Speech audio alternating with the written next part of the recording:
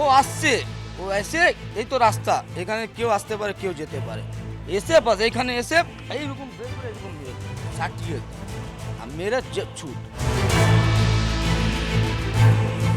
বড় লোকের হাত আছে না, তাছাড়া এরকম হয় না। তো বড় ছোট ছোট ছেলে যার বয়স 23 থেকে 24 বছর, তার এত সাহস কি করে হয়ে যাবে? রিষড়ার বাকখালে শুটআউটের ঘটনায় পুলিশের জালে অভিযুক্ত রঞ্জন যাদব বুধবারই সংবাদ মাধ্যমের সামনে রঞ্জন স্বীকার করেছে তৃণমূল দলের সঙ্গে সে যুক্ত এবং পুরনো শত্রুতার জেরেই শেখ শামসুদ্দিন ওরফে খান সাহেবকে গুলি করেছে। শুধু তাই নয়, আগ্নেয়াস্ত্রটি পেয়েছে প্রীত পান্ডে নামের এক যুবকের কাছ থেকে। শামসুদ্দিনকে গুলি করলে কেন ভাই? শামসুদ্দিনকে গুলি করলে কেন? ভাই মিলে আমার মাকে খেলিয়েছিল তাই জন্য। আচ্ছা, তোমার কি এর আগে গন্ডগোল হয়েছিল? হ্যাঁ, ও গন্ডগোল করেছিল নিজের অফিসের কাছে থেকে আমাকে দেখিয়েছে। আচ্ছা, বলছি তুমি কি বজরং দলের সাথে যুক্ত? না না, আমি টিএমসি করি। টিএমসি করো? আর্মসটা কোথা দিয়ে পেলে? করেছিল, এগোটা লেগেছে। মাকে মেরেছিল সেই কারণে রাখছিল? হ্যাঁ, গাড়িতে বসে। আর্মসটা কোথা দিয়ে পেলে? কিনেছিলে? না না, আমাকে প্রীত পান্ডে দিয়েছিল। হ্যাঁ, প্রীত পান্ডে আচ্ছা। আর আর্মস আছে নাকি? অন্য আর্মস আছে নাকি? আর প্রীত পান্ডে কাছে আছে একটা। স্বাভাবিকভাবেই প্রশ্ন উঠছে, শাসকের ছত্রছায়ায় থাকার কারণেই কি বেপরোয়া রঞ্জন? প্রীত পান্ডের কাছেই বা আগ্নেয়াস্ত্র এলো কিভাবে? মুড়ি মুড়কির মতোই সহজলভ্য হয়ে উঠছে আগ্নেয়াস্ত্র।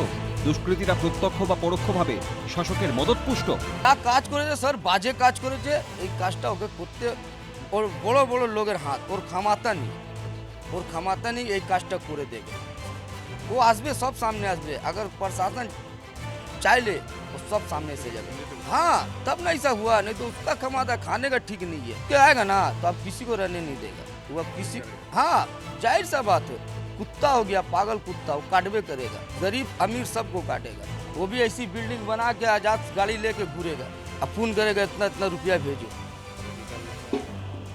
हाँ हाँ, एकदम 100%। কি বলবো স্যার, বলবো এরা তো কোথায় থেকে বড় বড় হাত না হলে তাতে ওরা তো পাবে না, গরিব মানুষ তো কিনতে পারবে না, খেতে পারে যে ওর বন্দুক করবো তাকে কিনবে, কথা হচ্ছে এইটা। কিন্তু বড়দেরই হাত আছে তবে না এই কাজটা করেছো, কারা পুষেছে? আর নিজেরা এখানকার কেউ আছে তাহলে বাইরেকার হাতে যে তবে না পুষে রেখেছে, এরকম কাজ করছে। ঘটনা সূত্রপাত মঙ্গলবার সকালে জৈনুদ্দিন আনসারি নামের এক ব্যক্তির সঙ্গে দাঁড়িয়ে কথা বলছিলেন পরিবহন ব্যবসায়ী শামসুদ্দিন আনসারি। সেই সময় হঠাৎই তার মাথায় গুলি করে রঞ্জন যাদব। প্রত্যক্ষদর্শী সব স্থানীয় বাসিন্দারা জানিয়েছেন, এলাকায় অত্যন্ত ভালো লোক বলেই পরিচিত খান সাহেব। তার সঙ্গে কারো শত্রুতা থাকতে পারে বলে মেনে নিতে পারছেন না কেউই। পাশাপাশি তারা আরও জানিয়েছেন, গত বছর মহরমের সময় শামসুদ্দিনের সঙ্গে রঞ্জনের বিবাদ বাধে, জেলও খাটে সে। প্রায় 1 বছর পর শামসুদ্দিনকে প্রাণে মারার পরিকল্পনা। রাগের বহিঃপ্রকাশ যে এভাবে ঘটবে কে জানত? এমনকি ঘটনার 5 দিন আগে থেকে নাকি রেকি করার পর পয়েন্ট ব্ল্যাঙ্ক রেঞ্জ থেকে গুলি চালায় রঞ্জন। শুধু তাই নয়, দিন আনা দিন খাওয়া পরিবারের ছেলে অভিযুক্ত রঞ্জন যাদব। এখানেই প্রশ্ন উঠছে, বছর 23-এর এক যুবকের পক্ষে এমন দুঃসাহসিক ঘটনা ঘটানো কিভাবে সম্ভব? মাথায় কোনো প্রভাবশালীর হাত? হাতে হাতে ঘুরছে আগ্নেয়াস্ত্র, অথচ খবর নেই প্রশাসনের কাছে।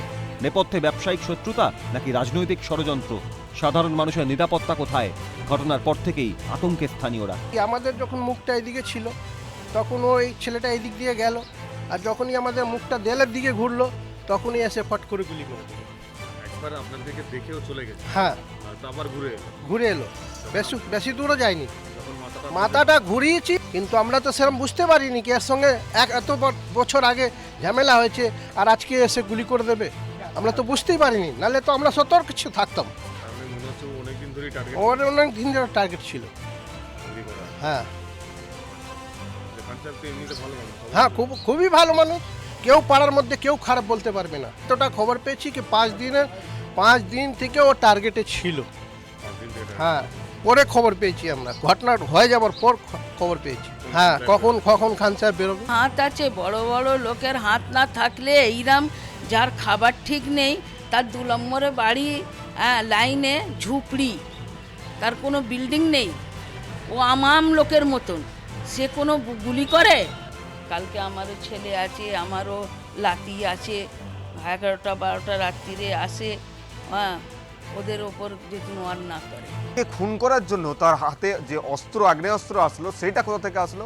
ইতিমধ্যেই তিনি যে একজন ব্যক্তির নাম করেছেন যে তার কাছ থেকে তিনি এই আগ্নেয়াস্ত্র পেয়েছেন, ফলে কোথা থেকেও এই পরিবহন ব্যবসায়ীকে খুন করার পেছনে শুধুই কি রঞ্জন যাদবের পুরনো শত্রুতা, নাকি এর পেছনে আর বড় কোনো মাথার হাত রয়েছে?